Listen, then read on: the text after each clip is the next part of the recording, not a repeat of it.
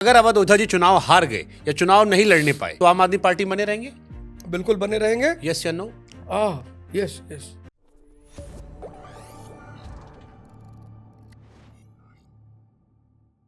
अवध ओझा जी चुनाव अगर हार गए, जीत गए तो आपको बधाई अभी से, आपके यहाँ लड्डू खाने आ जाऊंगा मैं। लेकिन अगर अवध ओझा जी चुनाव हार गए या चुनाव नहीं लड़ने पाए तो आम आदमी पार्टी बने रहेंगे? बिल्कुल बने रहेंगे। यस या नो? Yes yes yes. अब राजनीति में ये नहीं होता कि हार गए तो चले जाएंगे। बहुत बार देखा है ना कि लोग आते हैं, इलेक्शन लड़ते हैं, इलेक्शन टाइम में आते हैं, जीत गए तो चलो बढ़िया है, हार गए तो प्यार से अपने पुराने धंधे पे लौट जाते हैं। इसका एक बहुत बड़ा एग्जाम्पल, बहुत सारे लोग हैं, कई सारे लोग रहे जो आए चुनाव लड़े और थैंक यू चले गए। हाँ, लेकिन बहुत सारे लोग हैं आए चुनाव लड़े, क्योंकि आप सीखते भी तो हैं। आप किसी फील्ड, आप बहुत बड़े सेलिब्रिटी हैं, आपका नाम है, आप शिक्षक हैं, इसका मतलब ये थोड़े कि आप राजनीति की भी ABCD जानते हैं। तो ठीक है, अगर हारते हैं तो अपनी विधानसभा में काम करेंगे, अगले 5 साल लोगों के साथ रहेंगे, मिलेंगे, जुड़ेंगे। आज 100 लोग जुड़े हैं, कल 1 लाख लोग जुड़ जाएंगे तो शायद वोट भी नहीं और मांगेंगे। ना लड़ पाए तो? ना लड़ पाए तो फिर पार्टी में 2 विंग होते हैं ना। एक पार्टी का राजनीतिक विंग होता है, एक पार्टी का कंस्ट्रक्टिव प्रोग्राम का विंग होता है, जिसमें आप संगठन देखते हैं और संगठन का दर्शन देखते हैं, उसमें काम करेंगे। रहेंगे आम आदमी हाँ पार्टी? बिल्कुल रहेंगे, एकदम छोड़ेंगे रहेंगे। नहीं?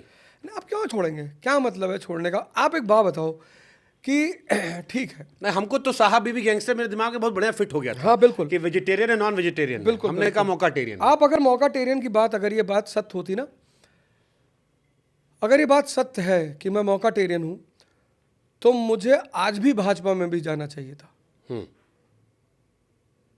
क्यों क्यों जाना चाहिए था? क्यों जाना चाहिए था?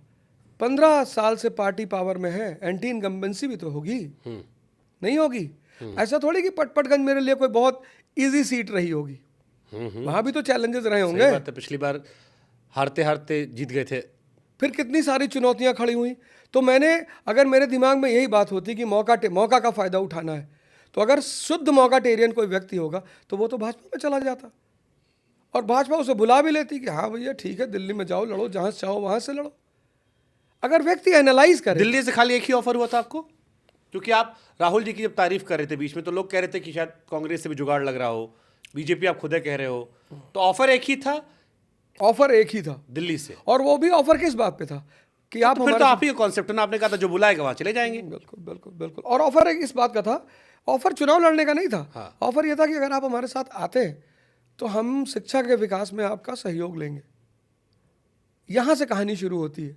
कोई डील नहीं थी? कोई डील नहीं थी कि चुनाव लड़ेंगे या ना। राज्यसभा भेज देंगे? बिल्कुल नहीं। उन लोगों को भी पता था कि भाई ये टीचर आदमी है, पता नहीं मना कर दे ना करे, तो उन्होंने कहा आप हमारे साथ काम करेंगे तो हम शिक्षा के क्षेत्र में आपसे सहयोग। भविष्य में कभी गोंडा लौट के चुनाव लड़ोगे? कैसरगंज, गोंडा? अपने वतन जो नहीं गया, मतलब सबसे बड़ी चीज़ क्या है? अपने लोगों के बीच जाना, रहना। तो दिल्ली में भी अगर मैं राजनीति करता हूँ, उसकी एक सबसे बड़ी वजह यह है, हमारे जो भी भाई, दिल्ली क्या है? अप्रवासी लोगों की जगह है। हम सब बाहर से ही लोग आए, कोई बिहार से आया है, कोई यूपी से आया है, हरियाणा, पूर्वांचल, हरियाणा तो खैर बगल में है, कोई उत्तरांचल से आया है। और यहाँ जितने भी लोग आते हैं सब शुरुआत में स्ट्रगल करते हैं, सब। मैं भी किया हूँ। मैंने शायद ही किसी आदमी की कहानी देखी हो दिल्ली में जिसने स्ट्रगल ना किया हो। तो मेरा मानना ये है कि अगर यहाँ की राजनीति में मैं हिस्सेदार रहूँगा तो उस स्ट्रगल को कुछ आसान बनाया जा सकता है। ठीक है, कुछ अच्छा किया जा सकता है। बस आखिरी के 2-4 सवाल है, फिर हम थैंक करते हैं। सबसे वियर्ड रूमर क्या सुना अवध ओझा जी ने अपने बारे में? सबसे अजीबोगरीब रूमर? वही कच्छा वाला कि मैं भी ढूंढने लगा, वीडियो ढूंढने लगा। मैंने कोचिंग के डायरेक्टर को फोन मिला, मैंने कहा यार कोई वीडियो है क्या?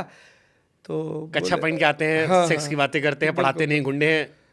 तो मैंने कहा यार, मैं तो आज भी दावा करता हूँ कि वो मैडम जहाँ भी हैं हमको आ जाएं और किसी भी विषय पर हमसे वाद विवाद कर ले।